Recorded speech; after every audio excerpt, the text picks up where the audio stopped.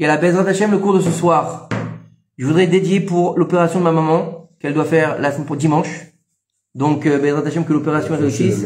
Une opération pour tous les malades d'Israël qui réussissent aussi. Et qu'on n'entende que des bonnes nouvelles. On prie pour tout le monde. On pense à tout le monde. Et vous inquiétez pas que, même si la liste est longue, on n'oublie personne. Baruch Hashem, on pense à tout le monde tous les jours. Baruch Hashem. Et bien sûr, on n'oublie pas nos otages. On n'oublie pas nos soldats.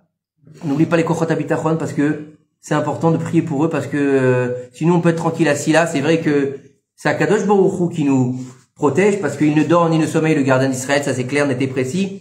Mais on a besoin de matérialiser quand même une présence, un minimum d'effort qui s'appelle la police, l'armée, le Shabak, etc. Donc c'est des gens quand même qu'il faut bénir parce que c'est pas facile ce qu'ils font, surtout en ces temps compliqués de balagan qu'il y a dans le monde entier. Donc Akadosh Baruch Hu, il les protège, Amen Kineratzon.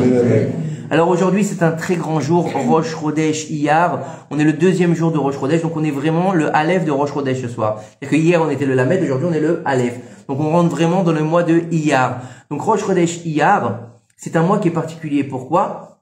Parce que chaque mois déjà il est particulier, il a son essence même. Il faut savoir une chose que beaucoup de gens ne savent pas, c'est que les mois, comme on les appelle, Nissan, Iyar, Sivan, Tammuz, Av, Elul, etc., Tishri, n'existent pas dans la Torah. C'est marqué nulle part.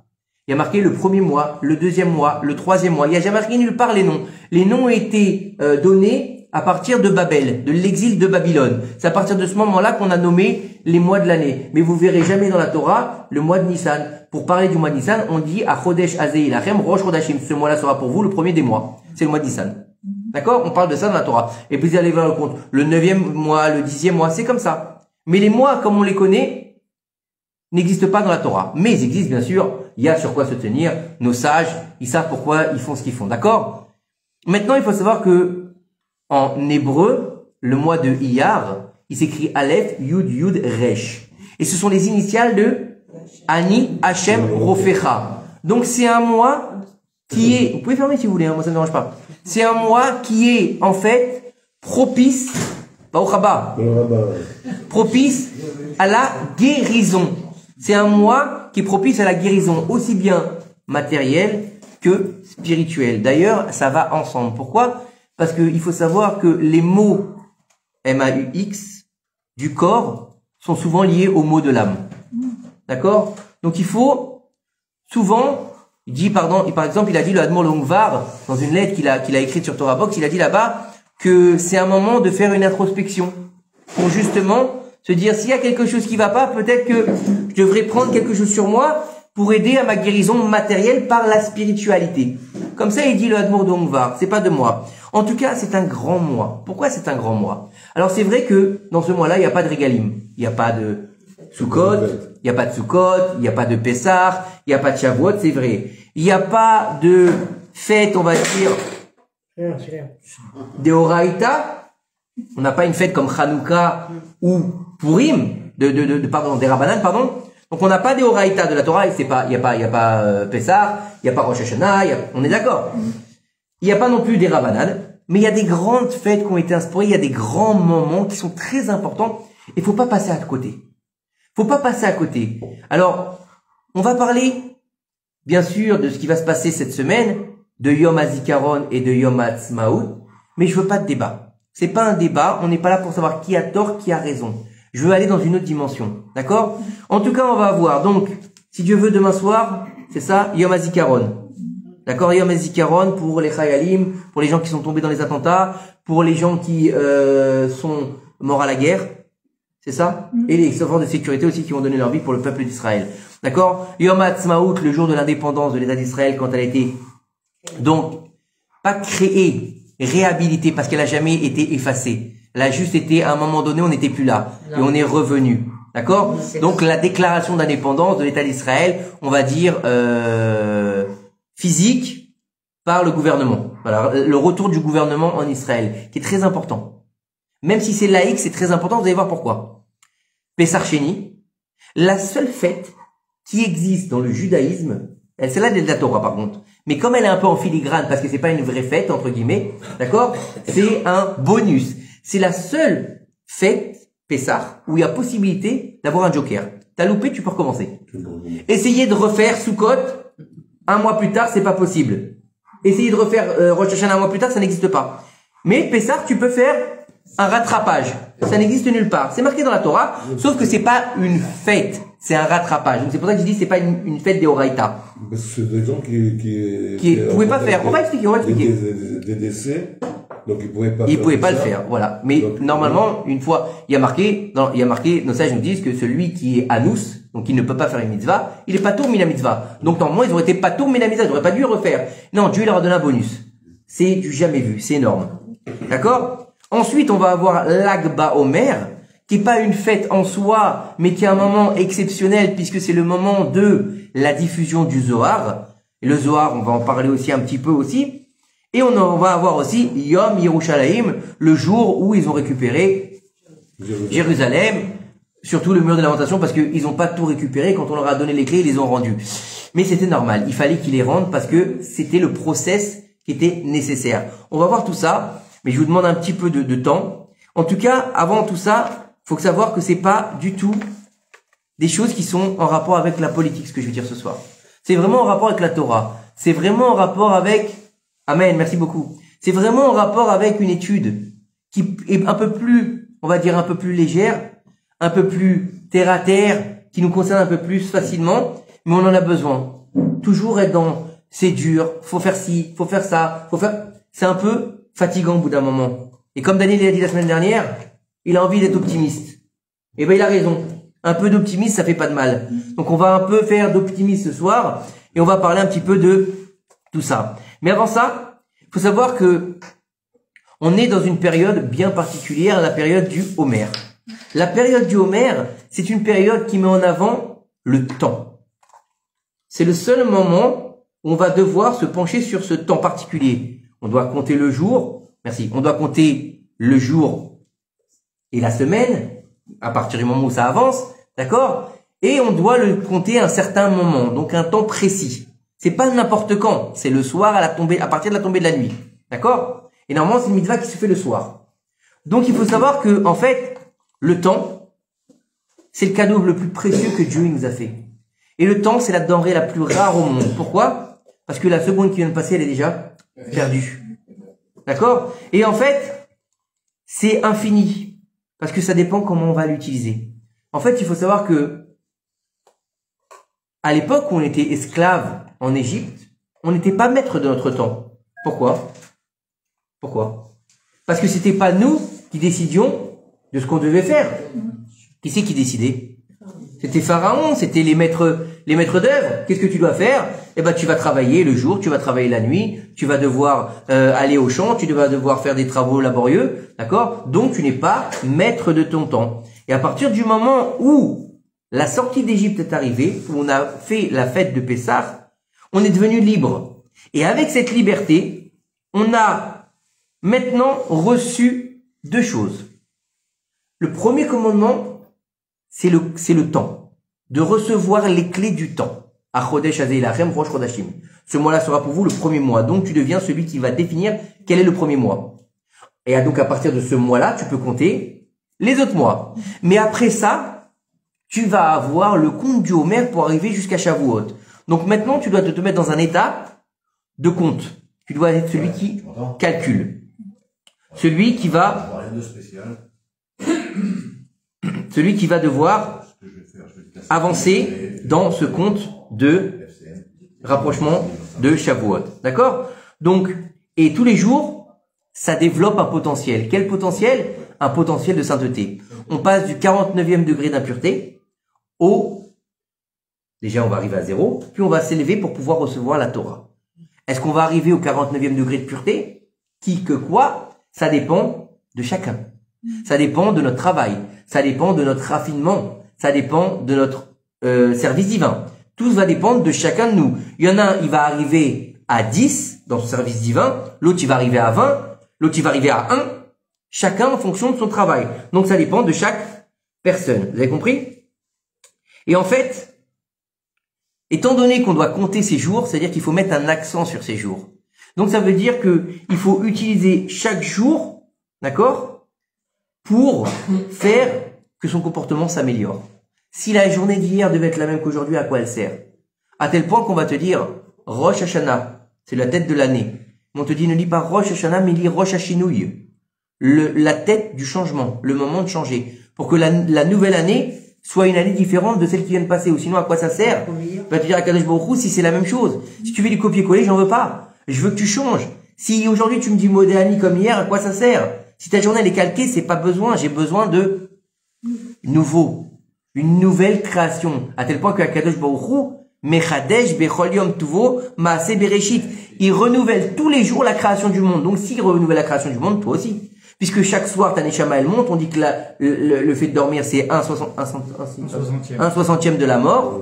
D'accord? Donc quelque part, t'es une nouvelle créature. Oui ou non? La femme, quand elle perd son ovule, qu'est-ce qu'on dit? Qu'elle s'était comme si elle était morte. Donc elle va au mikvé, elle est une nouvelle. Alors, je suis le 10e ou pas? Baruch haba. Ah bah, bien. T'es au 11e. 13. Chazak ou Baruch. Donc, on va avoir.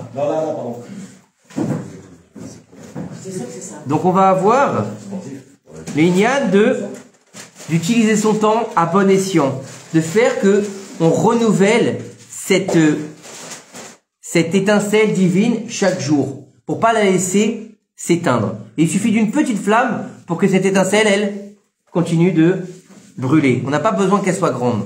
Malgré l'adversité, malgré les difficultés, si vous pouviez juste vous mettre en vibreur, s'il vous plaît, ce serait gentil.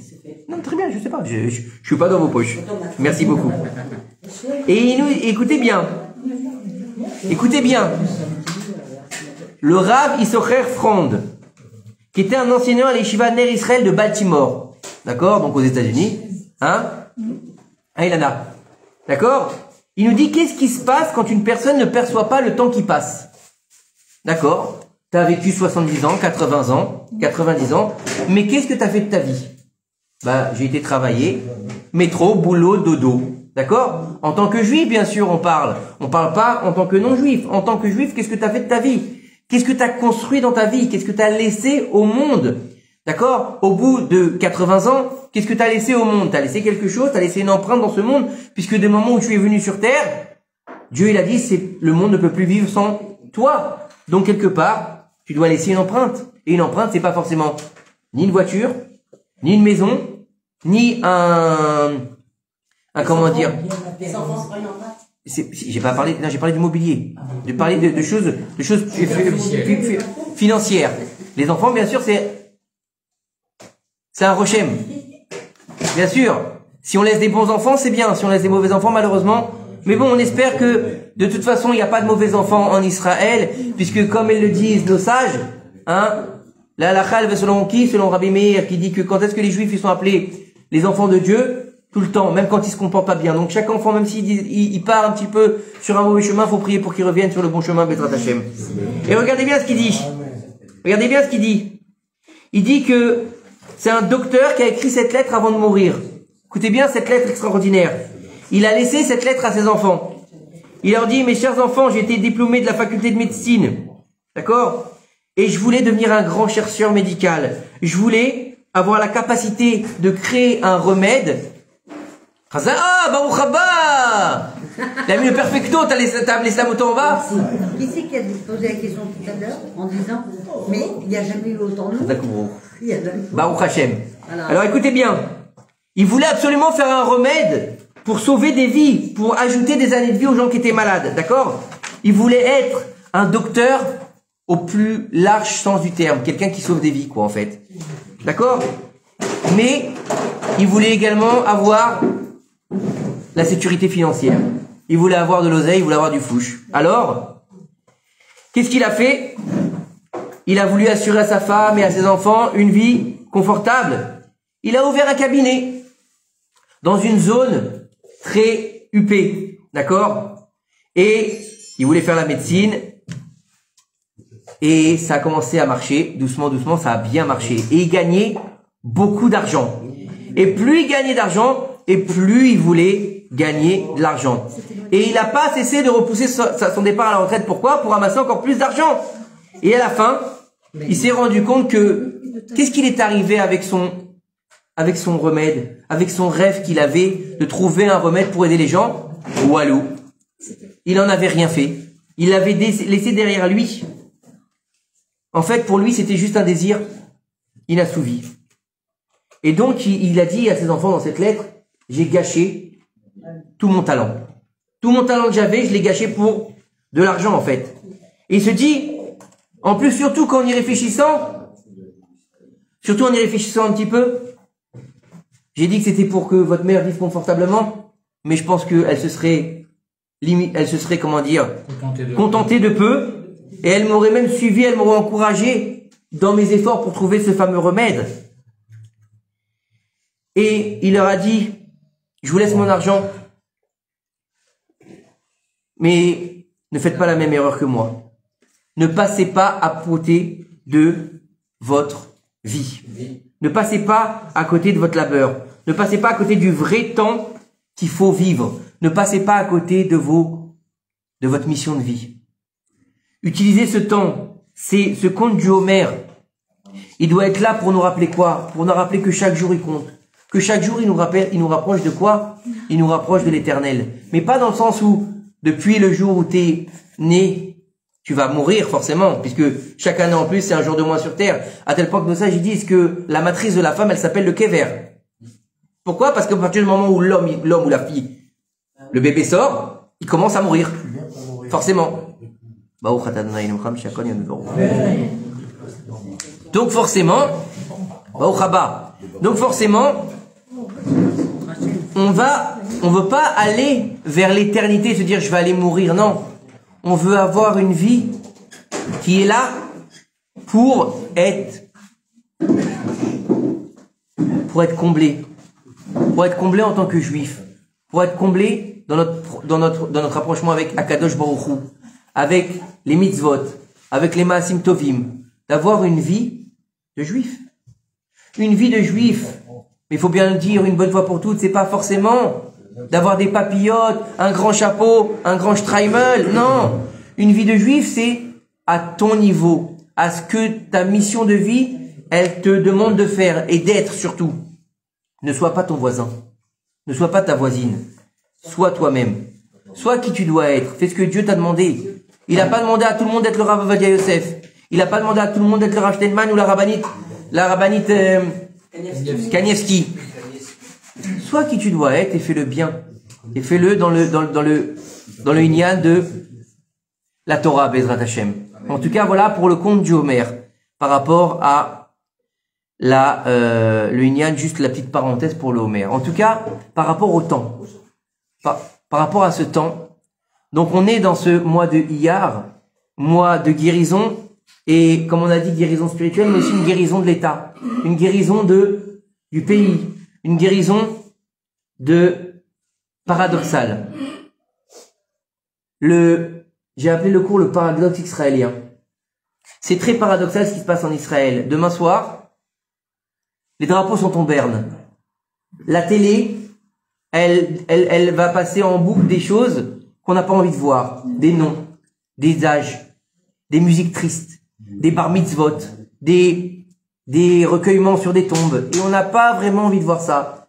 Et toute la journée, elle est lourde de sens. On va avoir cette fameuse sonnerie pendant 2 minutes ou 1 minute. D'accord? Le pays se fige. Et le soir, c'est le carnaval de Rio. C'est tellement bizarre que je trouve ça tellement paradoxal.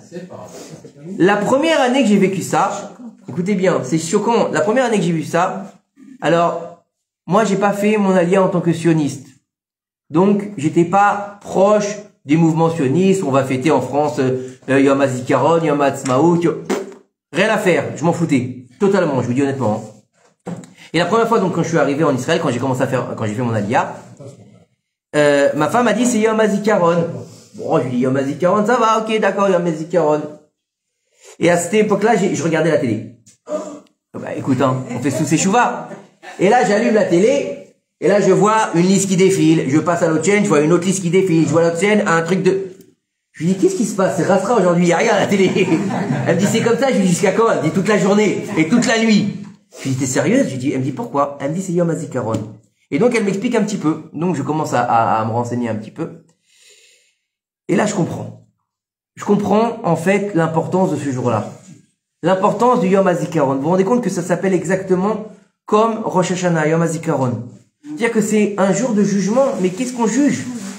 C'est-à-dire que on va voir que ce jour, on est dans la tristesse du deuil. On est là en train de voir des noms de gens qui sont partis pour le pays. Est-ce qu'ils étaient religieux? On n'en sait rien.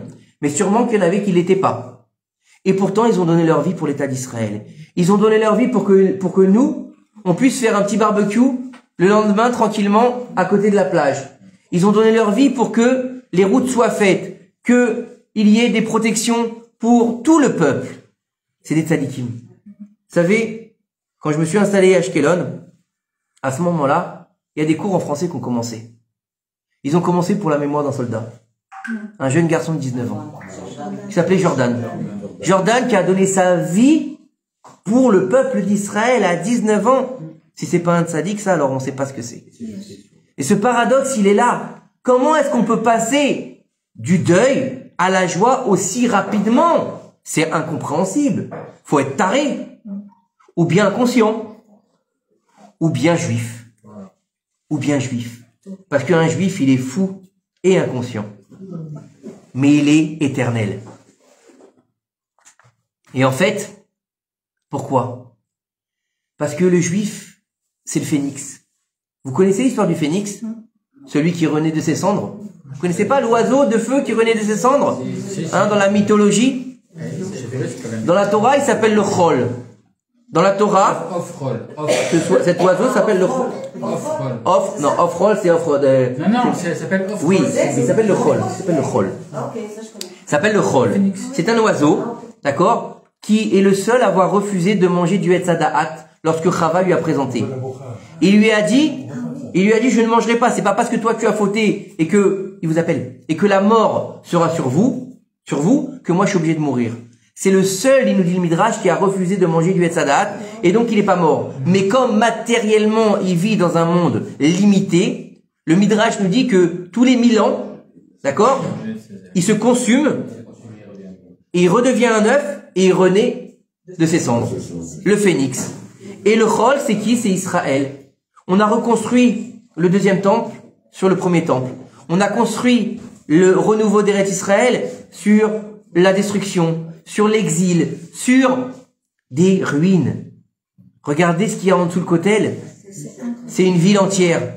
Il y a de la vie en dessous. Et donc c'est ça le paradoxe d'Israël. C'est-à-dire que il n'y a jamais de fin. Pourtant, on aurait pu penser après la Shoah Arura. 6 millions, plus de 6 millions, nos frères et sœurs qui sont partis. Comment ça? Et nous, on a réussi à se relever et faire un État. On a réussi à revenir en Israël et faire Yom HaAtzmaut. Alors Yom HaAtzmaut, je veux pas rentrer dans la discussion que comment, pourquoi, quoi faire. Non, on s'en fout de ça. C'est pas le problème. Est-ce que c'est un grand jour? Oui. Est-ce qu'il a été décidé par Dieu? Oui. Pas par que les hommes, c'est Dieu qui met dans les hommes la pensée de faire les choses.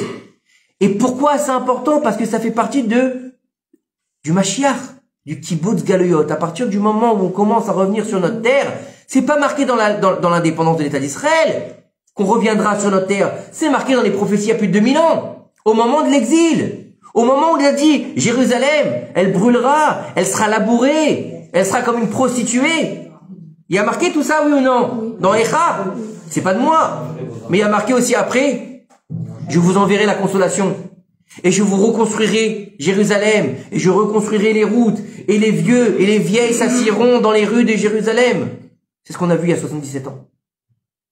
Donc, Yom HaAtzmaut, c'est bien. Ça dépend après, qu'est-ce qu'on va en faire.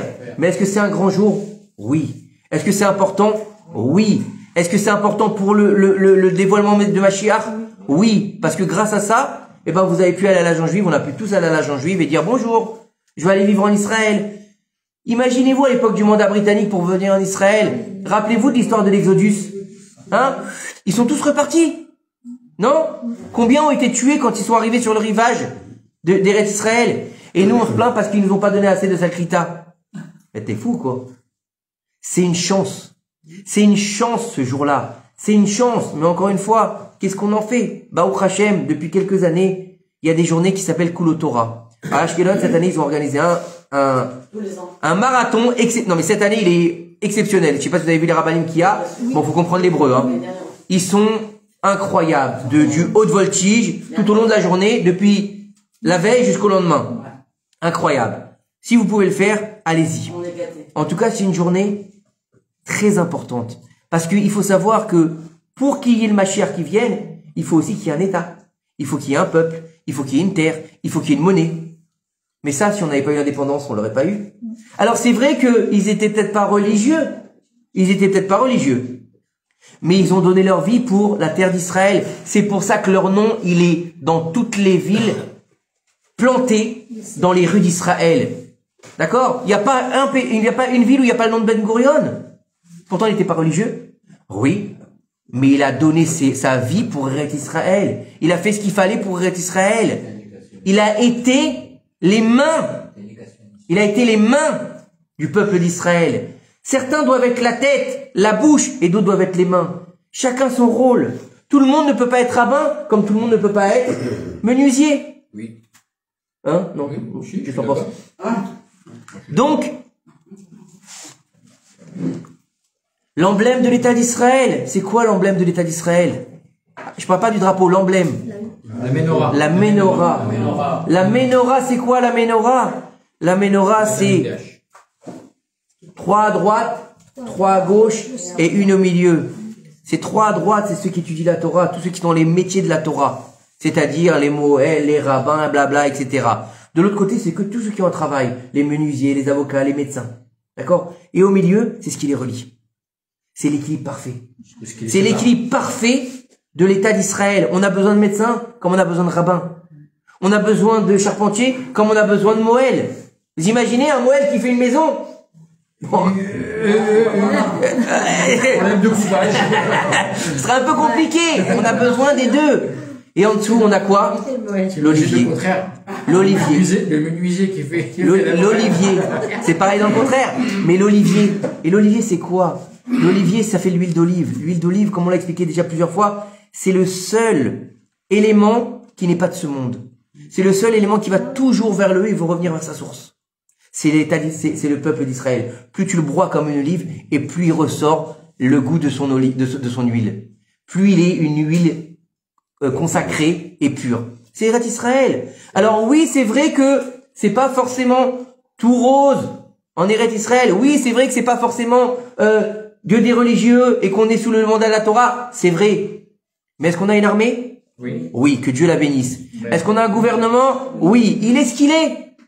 Mais il est là. Est-ce qu'on a une monnaie? Oui. Oui. Donc le Mashiach, il peut venir.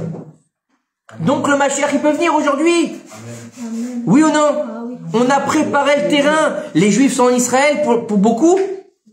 Donc il y a un peuple. Si vous avez deux pelés, 3 ondus, qu'est-ce qu'il veut faire le Mashiach? Il a besoin d'un peuple. On l'appelle le roi Mashiach. Vous croyez que c'est le roi dans le petit prince là qui règne sur sa planète tout seul? Non, il a besoin. Donc on a besoin du peuple sur sa terre. Et ça, on l'a eu quand on est revenu en Israël. Donc à l'indépendance de l'État d'Israël. Donc Yom Ha'atzmaut, est-ce que c'est un grand jour? Oui. Voilà. Après d'aller dans un défilé et qu'il y a des filles qui dansent et qu'il y a des... Non. Bien sûr que non. Mais ça, c'est pas qu'à Yom Ha'atzmaut. C'est tout le temps. Si tu suis la Torah, d'accord? D'aller dans un mariage mixte, c'est un problème aussi. D'accord? De danser avec sa cousine quand t'es marié. C'est récent quand même, ça. De quoi? Parce que moi, j'ai pas connu dans ma jeunesse. Les gogo danceuses? Non. Je sais pas. Moi, depuis que je suis en Israël, ça existe. Par exemple, Kippour, moi, je me rappelle que j'étais gamine, on rentrait avec mon père sous Bon, non, ça, c'est encore, oui, mais ça, c'était en France, et c'est encore autre chose. Oui, non, mais on est un peu là. Écoutez, encore une chose. Mariage, on est plus Écoutez, j'ai encore oublié une chose importante, une chose très importante. Une chose très importante qui s'est passée pendant ce mois de Iyar. C'est très très important. Faut le raconter alors. La manne a commencé à tomber le 14 Iyar. Donc ça veut dire que c'est le mois qui est propice, flouche, à l'oseille. C'est un mois qui est propice à l'oseille. Donc, j'ai lu une ségoula tout à l'heure, il est bon de lire Parashat Haman. De lire Parashat Haman, c'est une bonne chose. La Parashat Haman, c'est quand on raconte sur l'histoire de Haman. De Haman, pas de Non, l'Aman, pas Haman. Qui ne confond pas avec Pourim. Non, Qui ne confond pas avec Pourim. on a compris. Parashat Haman. Ensuite, on va voir, donc on a ce Yom HaZikaron et ce Yom HaTzmaout, le paradoxe exceptionnel de l'État d'Israël. Le paradoxe qui fait qu'on est incroyable. C'est un peuple qui est incroyable. C'est un peuple qui est au-delà de la nature. C'est là qu'on voit qu'il est au-delà de la nature. C'est pas possible de passer d'un état comme ça à un état aussi rapidement. C'est quelque chose de surnaturel. Et ça, c'est nous. Comme il dit ce fameux post sur les réseaux, j'ai pas voulu être juif. Non, juif là. J'ai mérité de l'être. J'ai pas choisi d'être juif. J'ai mérité. J'ai mérité ou j'ai eu de la chance. C'est énorme. C'est énorme. Ça veut dire que, mais bien sûr que quand Dieu il t'a choisi, mais imaginez que Dieu il a choisi cette Neshama là, il a dit, tac, toi tu vas être un juif. Tu auras beaucoup de responsabilités. Comme il dit dans le film, hein, un grand pouvoir pour de grandes responsabilités. Eh ben, arrêtez de vous plaindre. Faut arrêter de se plaindre. Et nous, on veut pas. Non, écoute, moi, je préfère être un peu goy. Hein? Moi, je préfère, ben non. T'as été choisi pour être le phare des nations du monde. Pour être la lumière des nations du monde. Je préfère être la torche. Non, ben non. Passe partout. Ouais. Faut comprendre que c'est énorme d'être juif, c'est énorme. D'ailleurs, Israël, c'est quoi? C'est quoi le mot Israël? Vous croyez que c'est par hasard que ça s'appelle la terre d'Israël? La terre d'Israël, à la base, elle s'appelle Canaan. Canaan, c'était qui? Vous savez, c'était qui Canaan? C'était le petit-fils de Noach. C'était celui qui a été maudit. C'est une terre maudite alors? Mais non, pas du tout. Il faut savoir que Ham, je vous parle de la Torah là, hein. Je vous parle de la Torah. Dans la Torah, il y a l'histoire de Noach. Noach, il a fait le bateau il a coulé. Bref, vous connaissez tous l'histoire. Après, ils sont sortis de l'arche. Noach, il a bu un petit coup, il s'est bourré, d'accord? Son fils, il a vu, il a castré. Super, sympa. Ok? Il s'est réveillé, il a dit, oh, moi, je suis castré. Qu'est-ce qui se passe? Qui c'est qui m'a fait ça? C'est Ham. Au lieu de maudire Ham, il maudit Kenan. Pourquoi tu maudis pas Ham? Oui. Il maudit son petit-fils. Alors, il y a plusieurs explications. Il y en a qui disent parce que, en fait, Kenan, c'était le 4e fils de Ham. Et donc, étant donné qu'il a privé d'un 4e fils, il a maudit son 4e fils. Il y en a qui disent parce que, comme c'était un fils qui était né dans la Théba, parce qu'il a eu des rapports alors que c'était interdit, donc il l'a maudit parce que c'était fruit d'un interdit. Bref, il y a plusieurs explications. En tout cas, c'est lui qui va hériter de la terre d'Israël. C'est lui qui va être le gardien de la terre d'Israël. Kenaan. Parce que la terre, elle est Keani. Comme un pauvre. Comme un pauvre quand le peuple n'est pas sur sa terre. Par contre, quand il est sur sa terre, il va devenir Israël. Et c'est quoi Israël? C'est à partir du moment où Kadosh Baruch Hu, il va dire à Abraham Avinu, il va lui dire, Lech lecha, allez casse-toi. Tu vas où? Tu vas là-bas, en Canaan. Qu'est-ce que tu vas faire là-bas? Tu vas devenir Israël. C'est quoi Israël? C'est Yud, Shin, Resh, Aleph, Lamed. Yud, Yitzhak et Yaakov. Shin, Sarah et Menou. Resh, Rivka et Rachel. Aleph, Avraham. Et Lamed, c'est Léa. C'est tous les patriarches et les matriarches. C'est ça Israël. C'est ce que nous ont donné nos patriarches et nos matriarches pour devenir un peuple. C'est Yachar El. C'est celui qui est droit avec Dieu. C'est celui qui passe du talon à se battre contre un ange. C'est celui qui est en bas, celui qui est en Chutz La'aretz. Il est mort Yaakov. Il est mort Israël, pardon. Il est mort Israël. Il est mort Israël en Égypte. Parce qu'il est en Chutz La'aretz. Donc, quand il est en Israël, il peut pas vivre en Chutz La'aretz. Il peut vivre que sur sa terre. En Chutz La'aretz, il s'appelle Yaakov. En Israël, il s'appelle Israël. C'est pour ça qu'il a toujours le même nom. Il change à chaque fois. On l'a pas dit, il ne t'appellera plus. Abraham, il a plus le droit de s'appeler Abraham. Mais Yaakov, il a le droit de s'appeler des fois Israël et des fois Yaakov. Ça dépend où il se trouve. Quand on est en Chutz La'aretz, quand on est en Galout, on est Yaakov. Quand on est sur notre terre, on devient Israël. On celui qui s'élève, qui est capable de se battre contre l'ange des sables. L'ange des sables. C'est pas rien. Il est là pour pouvoir faire le travail des patriarches. N'oubliez pas que c'est le dernier qui s'est battu contre l'ange. C'est celui qui ferme l'histoire. C'est celui qui fait fermer le Israël. C'est lui qui devient. En devenir, en fait. Celui qui est en devenir. On est en devenir chaque jour. Chaque jour qu'on compte, on est en devenir pour s'améliorer, pour augmenter dans une sphère et pour arriver à la Malchoute. La Malchoute, c'est la royauté. La royauté d'Israël, elle est là. Il suffit juste de la dévoiler. Et ça dépend de qui? De nous. Donc ça, c'était pour Yom Ha'atzmaut. Pesach Sheni, c'est le Joker. Baruch Hashem, il y avait 2 personnes qui pouvaient pas faire le Korban Pesach au moment où ils étaient Korban Pesach parce qu'ils étaient impurs. Il est interdit de faire le Korban Pesach en étant impur. C'est une interdiction, d'accord? Faut être pur, faut être circoncis. Il y a plusieurs conditions. Là, ils pouvaient pas. Ils ont dit, on n'a pas fait de notre faute. Qu'est-ce qu'on peut faire? C'est pas de notre faute. Il a dit, je vais demander à Dieu. Dieu leur a dit, tu sais quoi? Joker, allez-y. Vous allez faire Pesach Sheni. Celui qui n'aura pas fait le Korban Pesach pourra le faire à Pesach Sheni. D'accord? Et celui, donc, aujourd'hui, on fait plus de sacrifice. Donc, il y a un minag de manger de la matzah à Pesach Sheni. D'accord? Mais en hébreu, je sais pas. En tout cas, n'oubliez pas que pour la matzah, on fait mozonot pour les Sfaradim et motzi pour les Ashkenazim, d'accord? Même si c'est Pesach Sheni.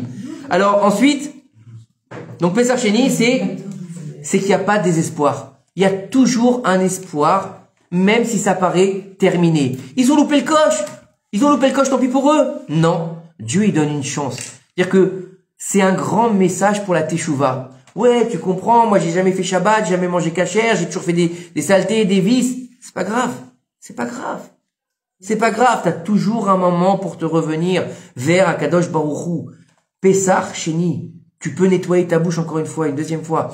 Tu peux faire les choses encore une fois pour sortir d'Égypte. Pesach, c'est quoi? C'est sortir de son Égypte. T'as loupé le coche une première fois, sors une deuxième fois. Mais sors de ton Égypte. Dieu, il te donne encore une chance de sortir. Ensuite, on va passer par ce mois-ci. Alors bien sûr, la Iloula de Rabbi Meir Baal HaNes, on en parlera plus tard, mais Rabbi Meir Baal HaNes, c'était pas n'importe qui, c'était un géant en Torah, c'était un maître absolu, à tel point que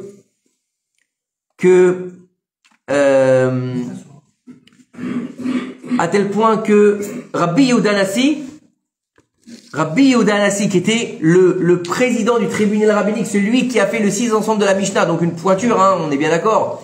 Il a dit, si je suis arrivé à mon niveau aujourd'hui, c'est parce que j'ai eu le mérite de voir les doigts dépasser du veston de dos de Rabbi Meir Baal HaNes. Les doigts, juste les doigts. Alors imaginez le reste.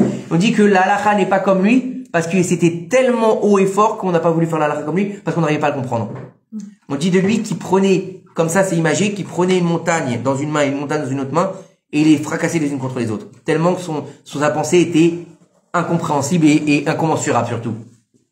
Donc ça c'est pour la Iloula de Rabbi Meir Baal HaNes. Ensuite on va voir l'Ag Baomer, la Iloula de Rabbi Shimon Bar Yochai.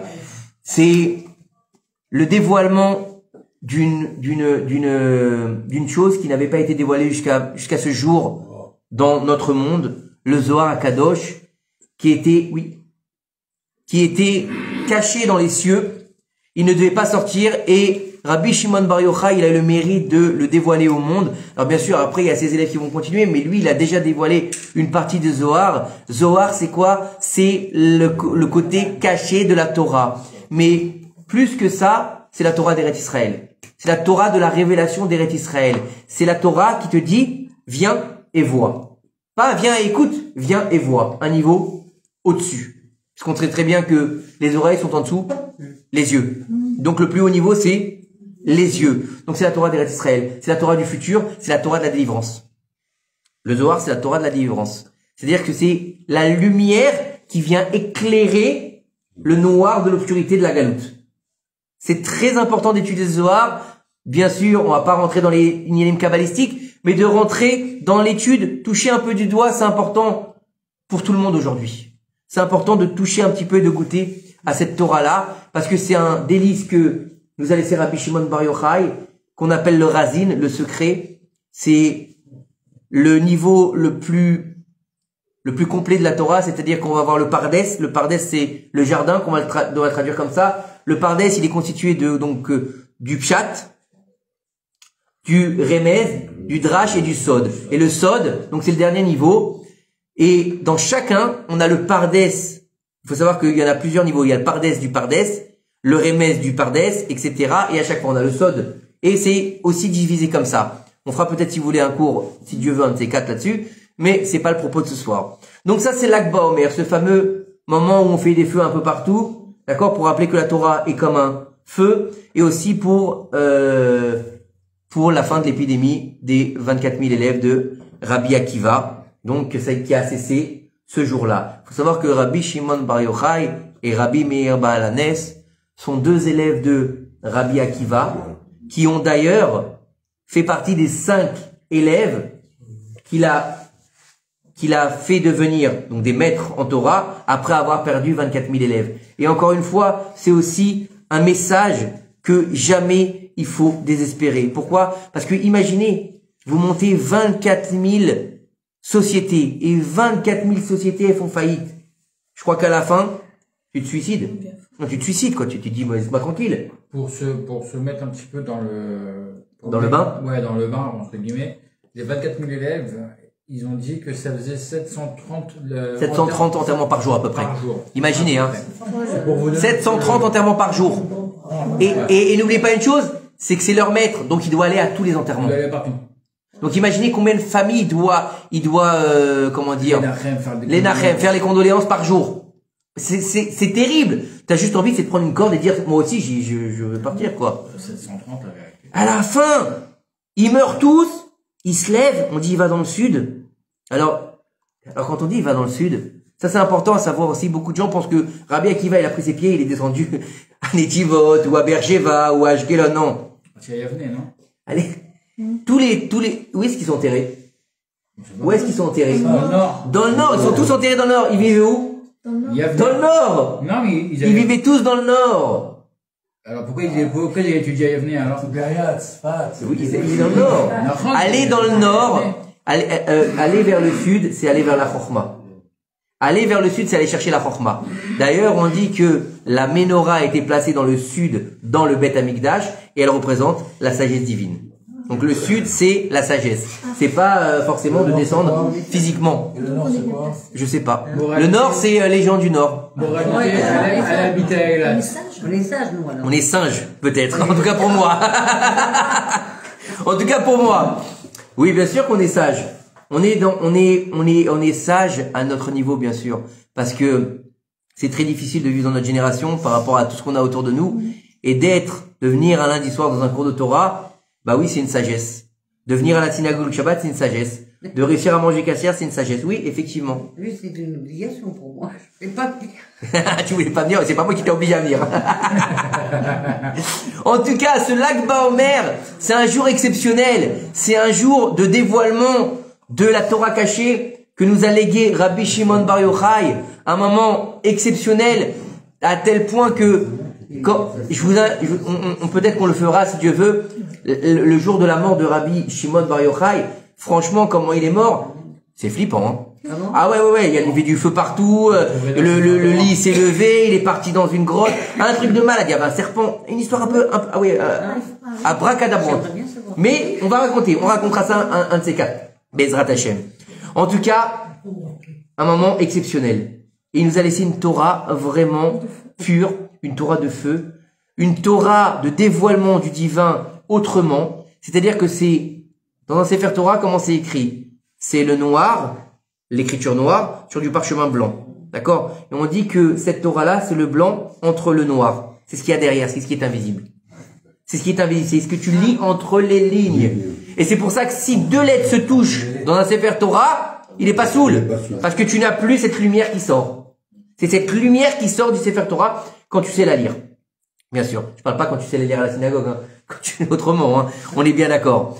Et le dernier jour, donc, c'est Yom Yerushalayim. Yom Yerushalayim, c'est le jour où on a repris Jérusalem, on a repris le Kotel. Pourquoi c'est important le Kotel? Pourquoi il est si important? On n'a plus le Beth Amikdash, on devrait dire, alors que tu veux faire avec un mur? Un bout de mur qui était le bout du mur de l'enceinte extérieure, pas de l'intérieur. Et qui est, le Beth Amikdash est détruit? Alors pourquoi ce mur il est important? Pourquoi ce mur il est important? Parce que nos sages, ils nous disent que depuis la destruction du monde, la présence divine n'a jamais quitté le mur occidental. J'aime pas le mot du mur des lamentations. La création du monde. La création du La monde. destruction du monde. J'ai pas dit la création du monde. Création. J'ai dit, attends, tu as dit depuis la destruction du temple, je voulais dire, excusez-moi. Excusez-moi. C'est bien, vous écoutez au moins. Oui, mais on est... Depuis la destruction du temple, la présence divine n'a jamais quitté le mur occidental. C'est pas un mur des lamentations, on n'y va pas pour se plaindre. Hein? Ceux qui vont au mur pour dire, c'est quoi la lamentation? Lamentation de quoi? C'est là où il y a la shrina qui bouge pas. Bah, tu vas parler directement. C'est de l'appel local, en fait. Vous avez le téléphone rouge dans les films? C'est ça. Quand tu vas là-bas, c'est le téléphone rouge. Comment sait-on que la shrina est là? Comment? C'est nos sages qui nous le disent. C'est nos sages qui nous disent. Et puis la vérité, quand tu étudies un peu et quand tu vas, quand tu te laisses porter un peu par la Torah, tu le sens.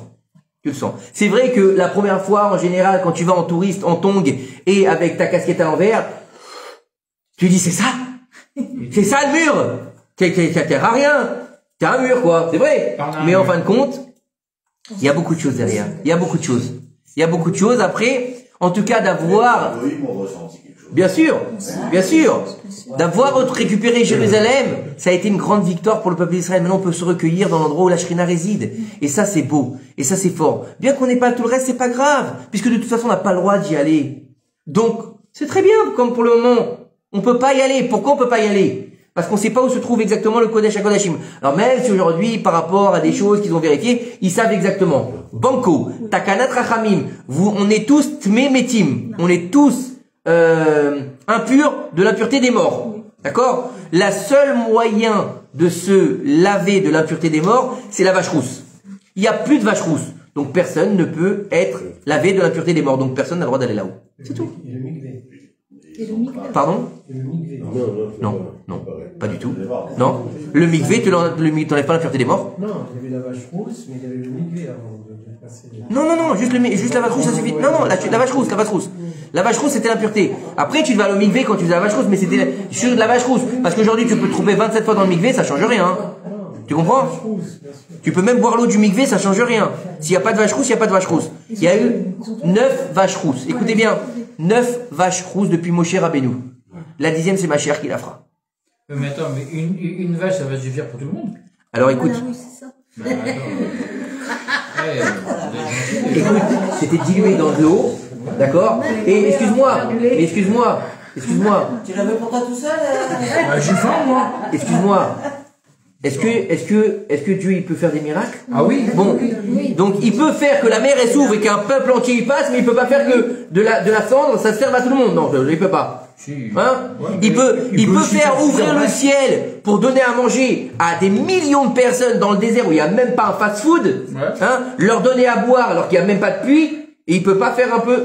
Il peut faire plusieurs vaches aussi. Hein. Ouais. C'est plus sympathique. Peut-être aussi, ouais. Toi, tu veux manger du steak, en fait. Voilà, lui, il veut pas manger du steak. Maintenant, tu manges rien, elle est brûlée complètement. S'il y a plusieurs vaches, il y a plusieurs travail. Elle est brûlée complètement. En tout cas, bref. En tout cas, c'est une bonne chose. Toute chose qui nous rapproche de la liberté, toute chose qui nous rapproche du Mashiach, il est important pour nous.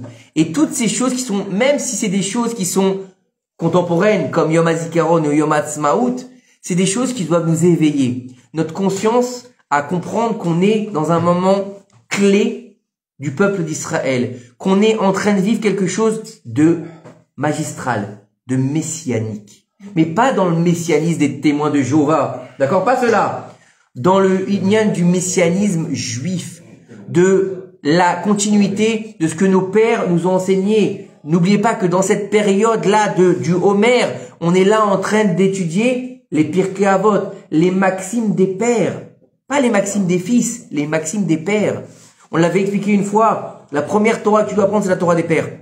C'est la Torah de ton père. Donnez-lui du sucre, non? Donnez-lui là.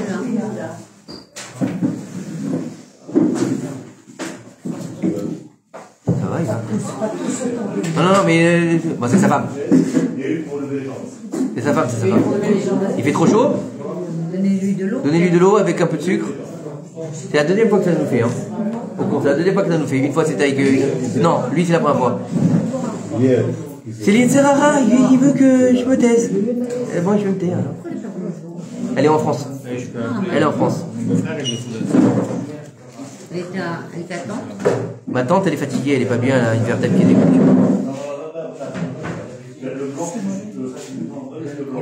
Pas bien. Il a bien peut-être un coup, je sais pas. Bon. Il est où, tu vas où? Assis-toi. Assis-toi, faut que je te parle. Asseyez-vous. Asseyez-vous, on va continuer. Ça arrive, c'est les joies du direct. Ça m'a manqué. Ah, ça t'a manqué? Non, moi j'avais pas, mais bon, ça m'a manqué aussi. Bah oui, écoutez, hein, c'est comme ça. Il n'y a pas plus qu'une vache rousse.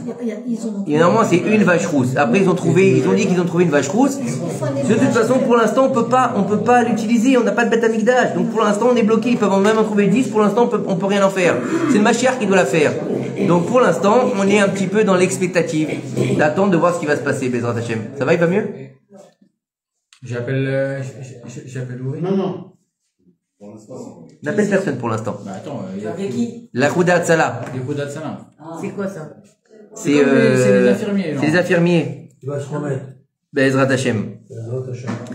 Alors, écoutez bien. On avance ou pas? Bah oui, je sais, je suis en plein direct en plus. C'est bien. Elle fout mal, hein. On a eu une personne qui s'est sentie mal. Non, je peux pas couper. On peut pas couper. C'est les aléas de la vie, Baruch Hashem. Je mets une page de pub. Ouais, une page de pub. Viens faire la pub, viens faire ta pub. Jonathan, si vous avez vu quoi? C'est bien, un photographe. De la vache rousse. Il a pris une photo du mur. Ouais.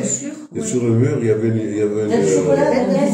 un visage. Oui, alors ils disent que c'est le visage, il y en a qui disent que c'est le visage du Rabbi, il y en a qui disent que derrière, de l'autre côté, du côté du monde des Oliviers, il y a les lettres Yud, Ke, Vav qui sont inscrites, et quand le He il va se dévoiler, c'est que le Mashiach il va se dévoiler.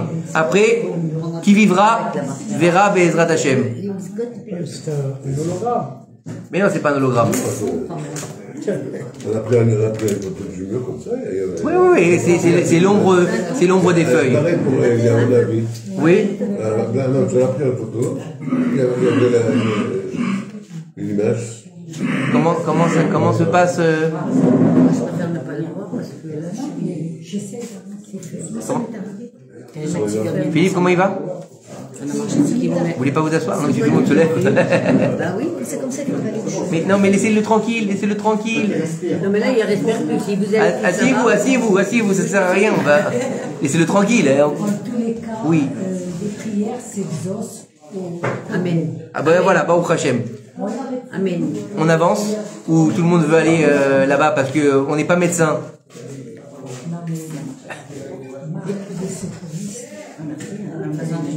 Qui c'est? Les sapeurs-pompiers, les secours. Qui est sapeur-pompier? Ah ben d'accord. Voilà, le reste. D'accord, bah non mais revenez vous asseoir. Elle a dit son mari les secouristes, laissez le secouriste. Oui, venez parce que le cours il continue là. Voilà. On est en train de... Venez vous asseoir. Voilà, je suis là. Les gens, ils attendent. On continue. On va continuer. On va continuer Bezrat Hashem. C'est dur de continuer dans... Mais on va essayer Bezrat Hashem pour la réfoua chez les Mat David Bezrat Hashem. Dites Amen. Hein, pour que David il aille mieux. Bezrat. Amen. Non, c'est quelque chose de particulier qui se rapporte à la Torah et non la fête et les barbecues. Ouais, étudier la Torah. Et remercier Akadosh Baruch Hu pour ça. Ouais, je veux bien. Étudier la Torah, c'est bien.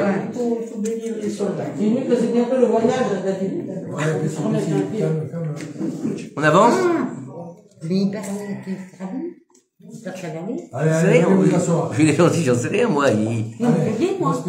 Allez, on était en train de Alors, vache rousse et de côtelettes là. C'était intéressant. Pour continuer le cours, donc, il y a une chose qui est en rapport avec toutes ces choses-là, c'est le peuple d'Israël. C'est le peuple d'Israël dans son entité. C'est-à-dire que dans son entièreté, c'est-à-dire que soit Yom Ha'atzmaut, Yom HaZikaron, ça concerne tout le monde. Pessah Sheni, ça concerne tout le monde. L'Akba Omer, ça concerne tout le monde. Rabbi Shimon Bar Yochai, qui est-ce qui va pas chez Rabbi Shimon Bar Yochai? Du monde entier, on vient, qu'on soit religieux ou pas religieux, tout le monde connaît Rabbi Shimon Bar Yochai. Et donc, pour continuer, je voulais continuer avec le grand Rav Nissim Yagen, Zichron Livracha, et le grand Rav Nissim Yagen qui a été un des premiers Rav en Israël à faire du Zikouy Arabim en grand nombre à l'extérieur, d'aller faire des séminaires, d'aller faire des cours à l'extérieur, alors que c'était pas à la mode, on va dire, à l'époque. Et le Rav Yagen, il nous dit que en fait, aujourd'hui, le plus important, c'est de rapprocher les éloignés, de rapprocher les gens qui sont pas encore proches de la Torah et les mitzvot, les éloignés, et donc de les rapprocher de Akadosh Baruch Hu. Et comment est-ce qu'on va rapprocher les éloignés? D'accord? Comment est-ce qu'on va faire? On va leur crier dessus, on va leur dire des mauvaises choses, on va dire t'es un rachat. Comment on va faire? Qu'est-ce qu'on va devoir faire? Alors écoutez bien ce que nous dit le Rav Yagen. Ici, il nous dit en fait que... Ah, c'est là. Il nous dit en fait que lui, toute sa vie, qu'est-ce qu'il a motivé à rapprocher les Juifs d'Akadosh Baruch Hu? Et il rapporte, pour ça, il rapporte les paroles du Saint Zohar Akadosh. Il rapporte en fait le commentaire du Zohar qui dit que seulement 20% des enfants d'Israël sont sortis d'Égypte. 80% n'étaient pas aptes à sortir de l'Égypte et ils sont morts pendant la plaie de l'obscurité. Et là-bas il dit, et Chamushim alou bene Israël me'eretz Misraïm. Echad mi chamish, Chamushim, 1 sur 5. Et le Zohar, il nous dit que, à l'époque du Mashiach, à l'époque de la délivrance finale, ce sera exactement la même chose. Il y aura 15 jours d'obscurité, durant laquelle, écoutez bien, c'est le Zohar qui dit ça, c'est pas de moi. Il y aura 15 jours d'obscurité, durant lesquels périront la majorité du peuple d'Israël. Ceux qui n'auront pas fait Teshuvah, seulement 1/5 survivra. Seulement 1/5 sur... C'est un truc de fou. D'accord? Et est-ce que on va laisser nos frères et nos sœurs mourir? D'accord. Pour certains d'entre nous, on n'a rien pu faire au moment de la Shoah Arura. D'accord? On n'a pas pu, on n'était pas là-bas. On n'a pas pu les sauver des fours crématoires. On n'a pas pu les cacher. Mais aujourd'hui, on n'est pas dans le même inyan, on n'est pas dans la même mesure. Donc est-ce qu'on est en mesure de les sauver? Comment faire pour les sauver? Eh ben, il faut penser qu'un peu de dévouement envers les autres, un peu de don de soi, il peut sauver notre prochain. Le peuple juif, quel que soit son niveau, qu'il soit religieux ou pas religieux, il a soif de Torah. Il a soif des enseignements de nos prophètes. Mais en général, qu'est-ce qui se passe? Il est recouvert par une clipa qui cache sa neshama, comme une écorce d'impureté qui l'empêche de voir la vérité. Et il est perdu dans les méandres de la matérialité et de la débauche et de la virtualité aujourd'hui. Et donc il oublie l'essentiel, il oublie les fondamentaux.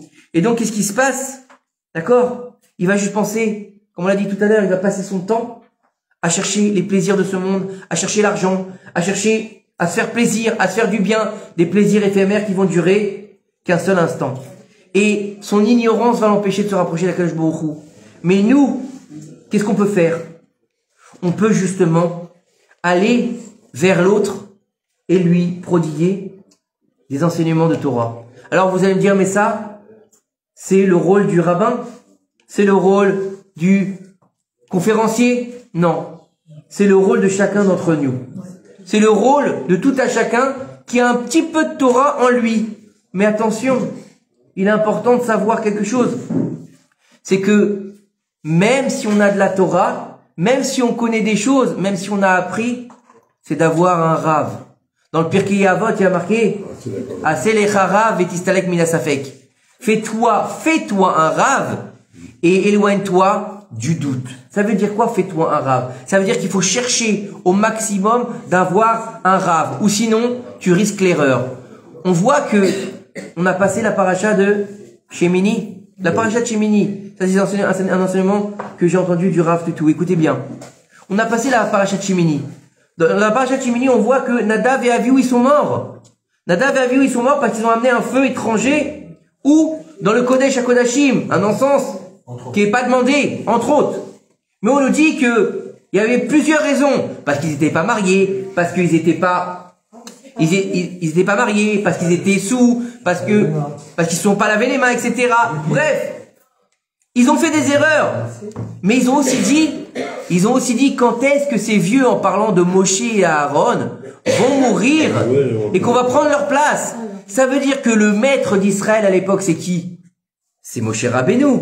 Le brave par excellence, c'est Moshe Rabbeinu. Donc s'ils ont dit ça, ça veut dire que c'est qui leur rave? C'est pas Moshe, c'est pas Aaron, c'est qui leur rave? C'est eux-mêmes. Ça veut dire qu'ils se prennent au-dessus du rave, donc ils se sont mis en danger de mort. Parce que comme il a dit, le rave Cherki, d'accord, il dit qu'est-ce que c'est un vrai rave? C'est quelqu'un qui a un rave. Quelqu'un qui te dit moi j'ai pas de rave, j'ai assez étudié la Torah, je sais, celui-là, son rave, c'est le Yetzirah. Éloigne-toi de lui. Éloigne-toi de lui. Pourquoi? Parce qu'il va t'amener à ta perte. Il va t'amener à Nadav et Avihu. Il va t'amener à quelque chose que tu vas penser que c'est permis. Tu vas penser que dans ta logique cartésienne, ta petitesse, mais moi je sais, mais moi je suis un rabbin, mais moi j'ai étudié. Mais s'ils avaient demandé leur avis à Moshe ou à Aaron, qui étaient des maîtres en Torah, qui étaient les représentants du peuple, il leur aurait dit quoi? Baba, va te coucher, rentre à la maison, t'as bu, t'es pas marié, faut se laver les mains, c'est pas Yom Kippour, t'es pas Kohen Gadol, rentre chez toi, tu vas pas mourir. Non. Quand tu ne vas pas étudier ton rave, tu vas rentrer dans le Inyan de Amalek. Amalek, tistalek mina safek. Le safek, c'est Amalek, le doute, c'est Amalek. C'est la même gematria. C'est quoi Amalek? Qu'est-ce qu'il cherche à faire avec le peuple juif? Le détruire. Le détruire, le peuple juif. Et pas simplement matériellement, mais aussi spirituellement. Donc lorsque tu vas faire quelque chose que Dieu t'a pas demandé, tu fais Esh Zara, un feu étranger, Avoda Zara. Donc ça fait que tu fais ta propre Torah. Tu deviens une secte. Vous savez, j'ai lu un article qui dit que plus de 1500 religions sont tirées des enseignements de la Torah. Ça veut dire quoi? Ça veut dire que lorsque tu fais ta Torah comme tu veux, bah tu fais une nouvelle religion. D'accord? Donc ça veut dire que tu deviens un apikoros. Tu deviens un hérétique. Donc tu renies tous les fondements de la Torah. Tu deviens un karaïte. Tu deviens un sadducéen. Tu deviens un chrétien. Et donc tu n'es plus du tout dans la vérité. À tel point qu'on a bien vu, il y en a un, il a dit, c'est moi le rave par excellence. Et mon rave, c'est Dieu. Et il a fini crucifié. Ben ouais. Il faut savoir que Adam Arishon, il avait un rave. Qui c'était le rave d'Adam Arishon? Adam Arishon, pourtant il a été créé par Dieu. Dieu même, il a sculpté, il lui a donné la vie. Donc on aurait pu penser que son rave, c'est Hachem. Eh ben non. Il avait un rave, c'était le Malach Raziel. Et de Malach Raziel, il lui a enseigné la Torah. De cette Torah-là, ils ont fait un livre qui s'appelle le, j'ai un trou de mémoire. Le retour de Raziel. Non. Il y en a qui disent que c'est Raziel à Malach, mais il y a aussi le livre que Abraham il avait. C'était j'ai un trou de mémoire. D'accord. Sefer HaYetzira. Ouais. Sefer HaYetzira qu'il a été commencé par Raziel HaMalach avec Adam Arishon et qu'il a fini à être complété par Adam Arishon. Le Sefer HaYetzira. Le maître de Adam Arishon, c'était Raziel HaMalach. Moshe Rabbeinu lui-même, qui est le plus grand de tous les prophètes, de tous les rabbins, que lui qui a vu Dieu face à face. Est-ce qu'il avait un rave? Oui, il avait un rave. Son rave, c'était le Malach Michael. Donc il avait un rave. Donc c'est pas Dieu lui-même son rave. Dieu c'est Dieu. C'est l'infini. C'est, comme on l'appelle en français, l'infini béni soit-il. Non. C'est même pas à notre niveau, puisque quand Moshe lui a dit montre-moi ta force, il lui a dit tu peux pas.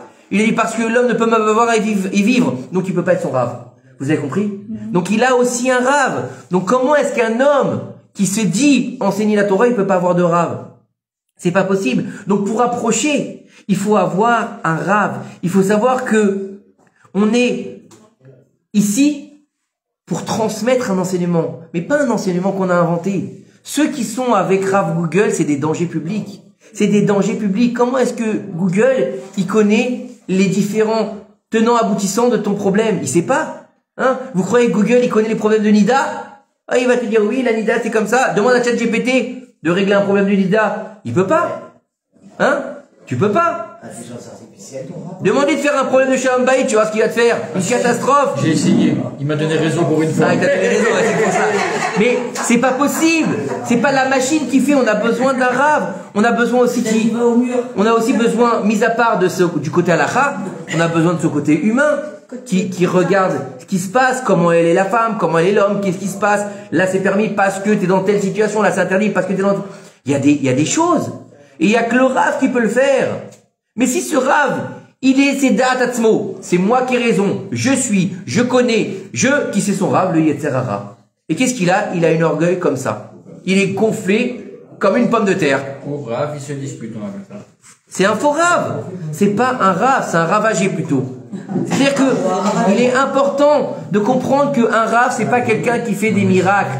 Un rave, c'est pas simplement quelqu'un tu vas aller voir, il va te dire, je vois que tu t'appelles comme ça, et dans 3 jours, tu vas manger de la galette et tu vas gagner au loto. C'est pas un rave, ça. C'est Madame Soleil.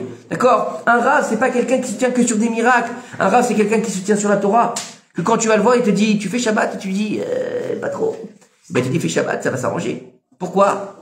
T'as pas un truc, une amulette? Non, fais Shabbat parce que c'est Mekor Aberacha. Ah, ouais, j'avais pas pensé à ça. Un rave, c'est quelqu'un qui va pas te sortir de son chapeau un lapin. Il va te sortir un livre. Il va te sortir des écrits. Il va te sortir une Torah de vie. La Torah, c'est pas un parchemin.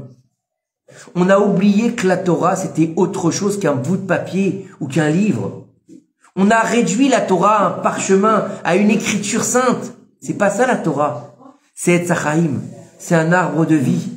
C'est un arbre de vie qui nous permet d'avoir la vitalité divine en nous. Et nous, on fait quoi? On en trouve on pense que c'est un livre, un rouleau. On va se lever devant un livre, on ne se lève pas devant un érudit.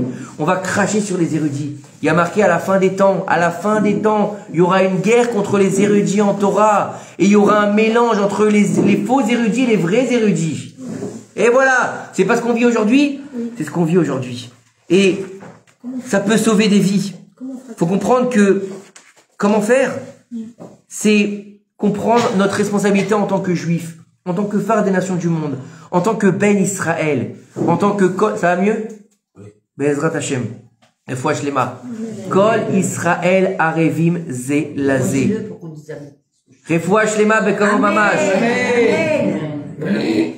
Tout, chacun de nous, il est responsable l'un de l'autre.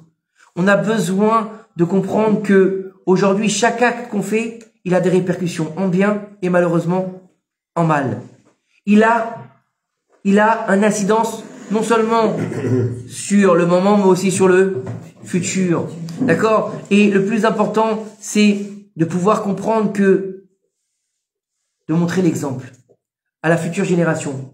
Maxime des pères. Les pères, ils font quoi? Le premier, c'est Moshe Kibel Torah Misinaï. Moshe, il a reçu la Torah du Sinaï. Ou Sarah et Yoshua. Qu'est-ce qu'il a fait avec cette Torah? Il a gardé pour lui? Il a dit, je suis Moshe, c'est moi, écoutez-moi. Non, il a jamais dit ça, Moshe. Il a transmis à Yoshua. Dieu, il lui a dit, mets ta main sur Yoshua. Bénis-le avec une main, il lui a dit Dieu. Lui, il a mis les 2 mains. Il a mis les 2 mains sur sa tête.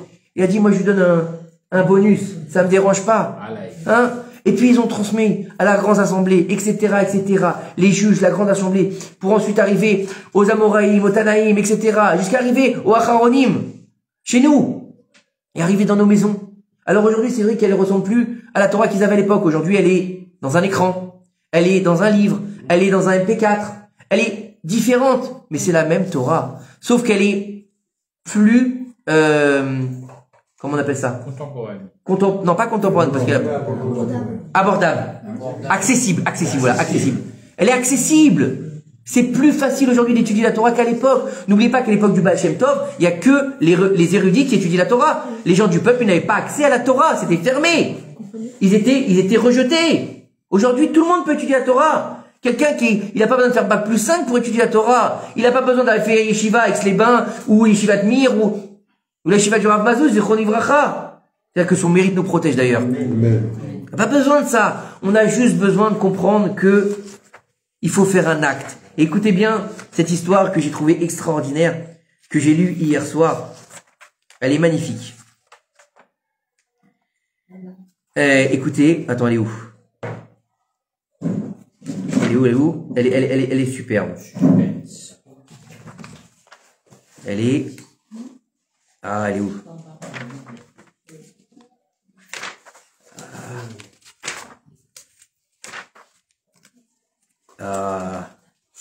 Je sais plus où elle est cette histoire. Ah voilà, elle est là. Elle est là. Il dit ici que... Attends, c'est celle-là? Non, c'est pas celle-là. Ah voilà, celle-là. Ah, c'est ouf. Je sais plus. Il y a tellement d'histoires.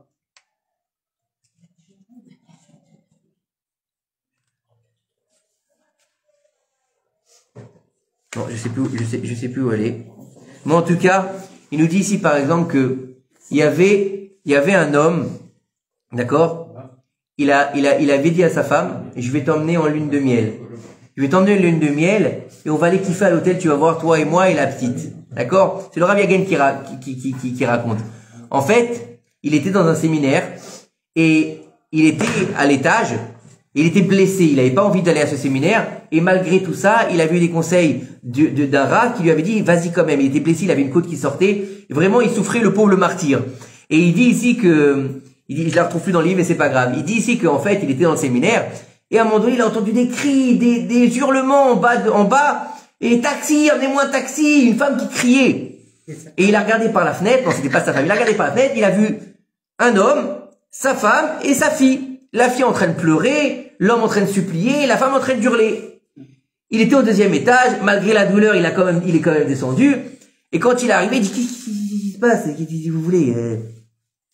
Et la femme, elle lui a dit, non, je veux pas vous parler, vous. Dès qu'elle a vu le Rav, elle est partie.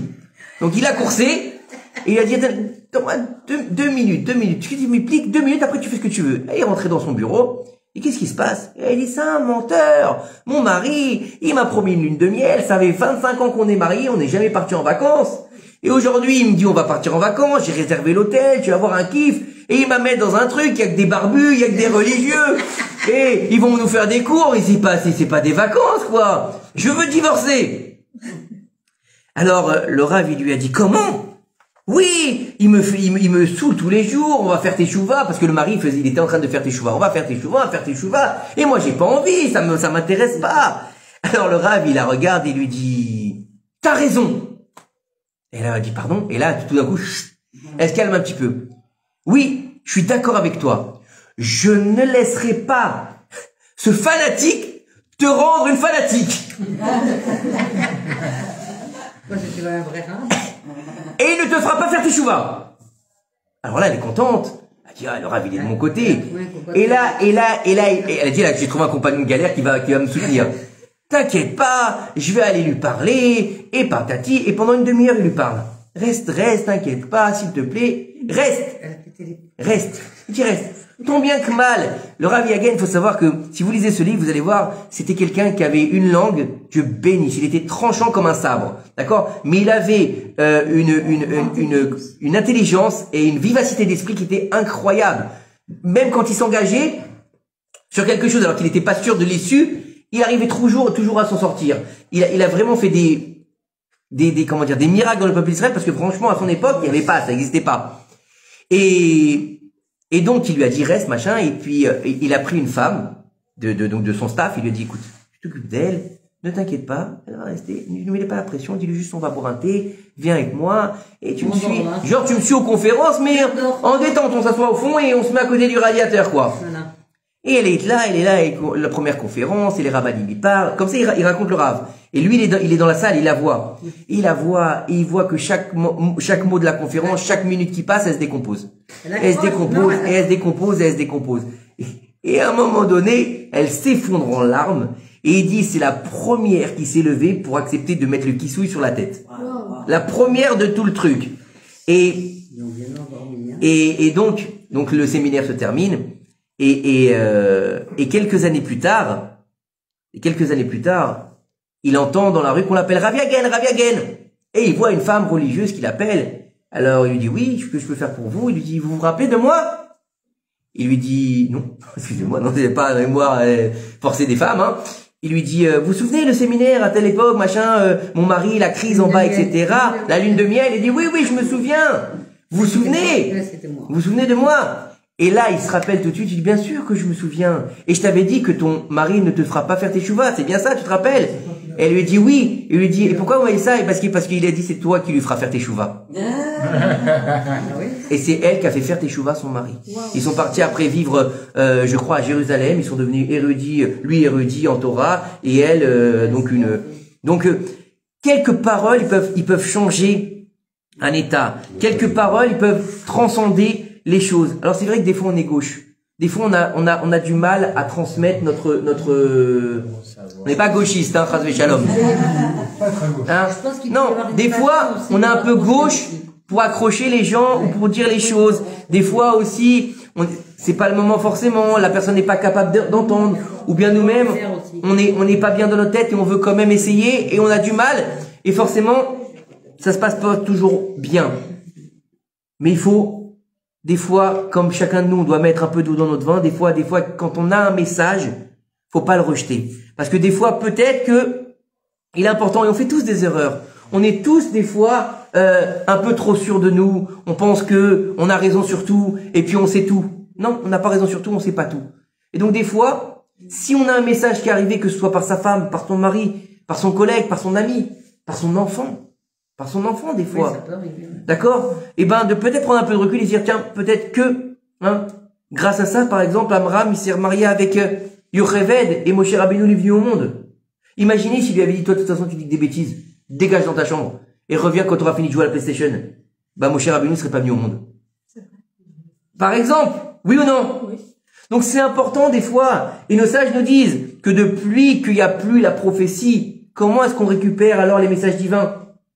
Moi, Dieu, il m'a jamais appelé un matin où il m'a envoyé un WhatsApp. Ici, Dieu, Shmuel, faut que tu fasses quelque chose. Non, ça marche pas comme ça. D'accord? Mais des fois, tu as des messages, d'accord? Où tu poses une question,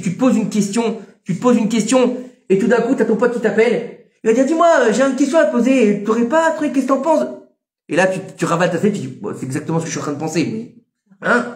Des fois, tu ouvres un livre, tu sais pas pourquoi, tu l'ouvres pas, tu l'as pas dans l'ordre, tu sais pas pourquoi tu l'as ouvert à la page 465. Ah, t'as ta réponse. Hein? Ou des fois, t'entends une chanson qui n'a rien à voir. C'est les messages divins. Il faut bien les interpréter. Et pour ça, il faut un rave. Kistalek mina safek. Aujourd'hui, on est dans le safek, on est dans le doute. Tous, on est dans le doute. On est dans le doute financier. On est dans le doute, de la guerre. On est dans le doute de la comment dire, avec nos enfants, de l'éducation. On est dans le doute du couple. On est dans le doute du travail. On est dans le doute de ce qui va se passer. De la vie. On est dans une vie qui doute. Alors, douteuse, merci. Alors, on a un Rav qui est là pour nous aiguiller. D'accord? Il est là pour nous aiguiller. Il n'a pas la science infuse. Non, il n'a pas la science infuse. Mais il est Da'at Torah. C'est quoi le Da'at Torah? C'est-à-dire que quand lui, il va parler, d'abord, il va mettre en avant ce que la Torah demande. D'abord, il va se poser sur ce que la Torah, elle dit. Et après, il va faire ça, en tout cas, pour pouvoir te le transmettre. Mais il va pas décider lui et après la Torah. Da'at Torah, c'est d'abord la Torah, ce qu'elle dit, et après ce que toi, tu dois entendre.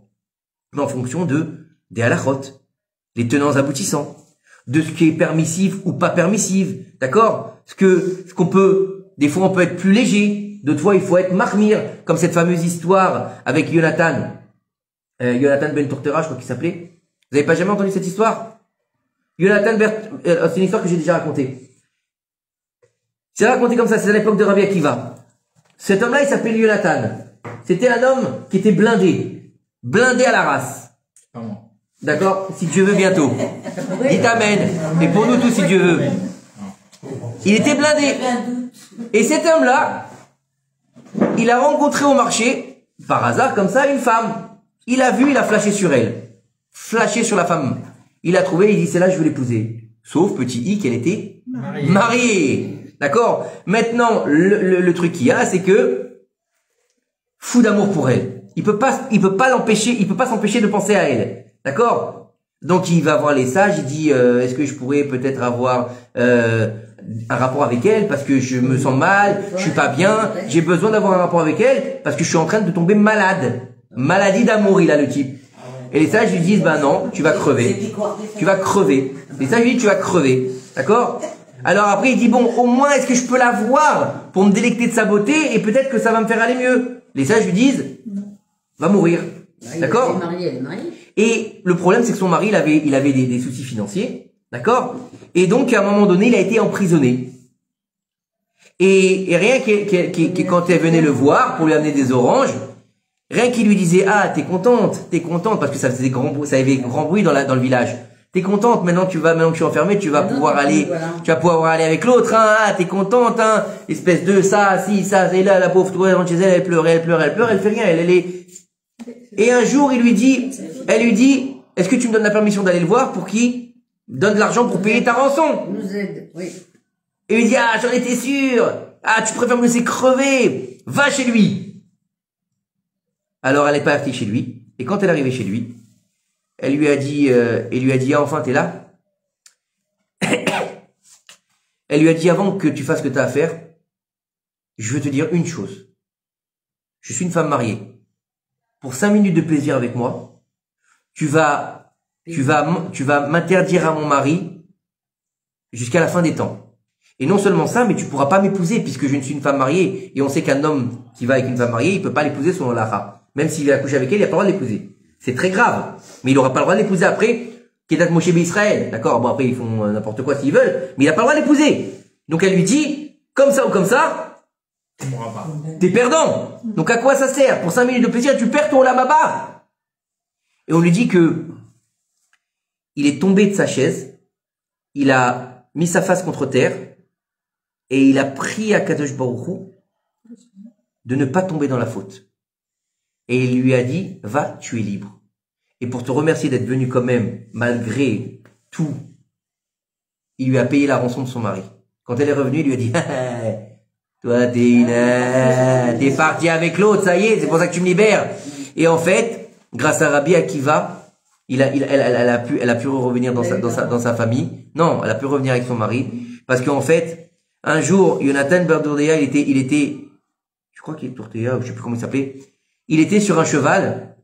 Et quand Rabbi Akiva, il a vu que derrière lui, il y avait un grand halo de lumière. Et il l'a dit à ses élèves, appelez-le-moi celui-là. Et ils l'ont appelé, et il lui dit, mon fils, comment est-ce que tu as mérité d'avoir une telle lumière au-dessus de la tête? Alors il dit, je sais pas. Il lui dit, peut-être que, et il lui a raconté l'histoire. Il lui dit, alors, si tu as réussi à combattre ton Yetzer Hara à ce point, assis-toi à côté de moi. Je veux que tu sois ma sravuta dans l'Olam Haba. Donc des fois, un acte, petite chose, il peut sauver un monde. Et nos sages, ils savent ce qu'il faut faire. Ils savent quand c'est permis, quand c'est pas permis. Ils savent qu'on peut être plus léger, quand on peut être plus dur, et là, il n'y a pas à passer. Et donc, Asel et Charav metistalek mina safek. Mais il y a aussi une chose qui est importante. Achète-toi un ami. Ou kne lecha chaver. Fais-toi un rave et prends une chavruta qui va t'aider dans ton cheminement de réflexion de Torah et qui va t'aider à évoluer dans ta réflexion pour pouvoir ensuite évoluer et être en devenir. Comme il disait, je sais plus quel sage qui disait, j'ai appris beaucoup de mes maîtres, encore plus de ma chavruta, mais bien plus de mes élèves. Baruch Adonai Elohim, amen ve amen.